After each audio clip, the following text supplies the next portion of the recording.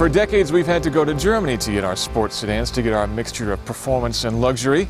But that's changing. If the Cadillac CTS-V didn't change your mind, maybe this car will. It's the Cadillac ATS-V. It's a shot across the bow of BMW's M3, a $62,000 shot across the bow. Is it worth your money? Can it really live up to the hype? Let's find out. Beneath the hood is a 464 horsepower 3.6-liter twin-turbo V6. That's connected to the rear wheels through either a 6-speed manual or an 8-speed automatic. Go with the auto and the car will sprint to 60 in just 3.8 seconds. Pick the manual and it is a few tenths slower, but that's still the one I'd go with.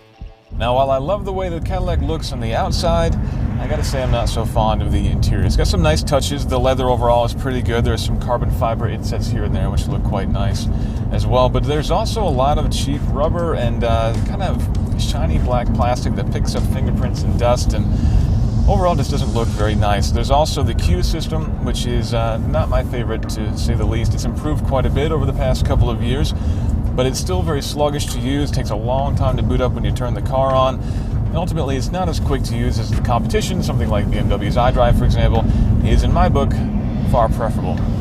But there is one neat hidden feature, though. If you touch the bottom console here, a hidden cubby opens up with an inductive charger built into the center console. If your phone has wireless charging, you can pop your phone in there and it will charge it. It'll also keep it cool while it's charging. Unfortunately, my phone doesn't fit. If you have a larger phone like a Samsung Galaxy Note, it simply isn't going to go in there. Thankfully, though the interior is not perfect, it's pretty easy to forgive these flaws because once you're in here, the Cadillac is so engaging to drive, well, none of that really matters. The motor is very responsive, it's got plenty of power, and while it's not the loudest thing out there, it sounds pretty good. The shifter's got a great feel, and it's also got a flat shift technology, so if you got your right foot to the floor, you can just grab the next gear without even having to lift. The car weighs about 3,800 pounds, but it's still impressively nimble. That's helped by a series of driving modes, including 5 separate traction control settings exclusively for use on the track, allowing you to dial in the car for the level of grip and for your level of confidence.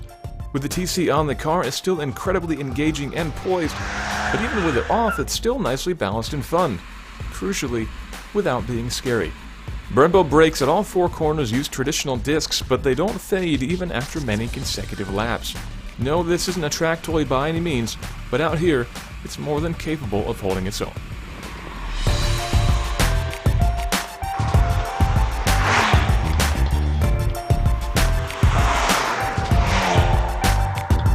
So does it beat the BMW? I can't say that universally. On the track it certainly is better, but everywhere else the Cadillac's got a little bit of room to grow. But still, as a first time out, it's quite a feat and quite a car.